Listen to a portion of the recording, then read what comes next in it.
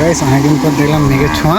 মোটামুটি মেঘের ছোঁয়াটা খুব সুন্দর লেগেছে। আজকে গ্রাউন্ডে আছি, গ্রাউন্ডটাও মোটামুটি খুব সুন্দর লাগছে। চারিদিকে মেঘ আর মেঘ, এখনই বৃষ্টি আসবে। আর এটা হচ্ছে আমাদের ভগবানের মন্দির, শীতলা মন্দির। এটা খুব সুন্দর।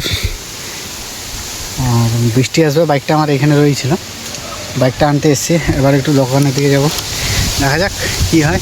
আর বাতাস দিচ্ছে ভালোই, প্রচুর বাতাস দিচ্ছে। আর হালকা হালকা বৃষ্টিও পড়ছে। বৃষ্টিটা দেখাবো আমি দোকান যেয়ে দেখাচ্ছি। এই ওয়েদারে খুব বৃষ্টি হচ্ছে। উফ, একদম বৃষ্টি মানে প্রচণ্ড বৃষ্টি।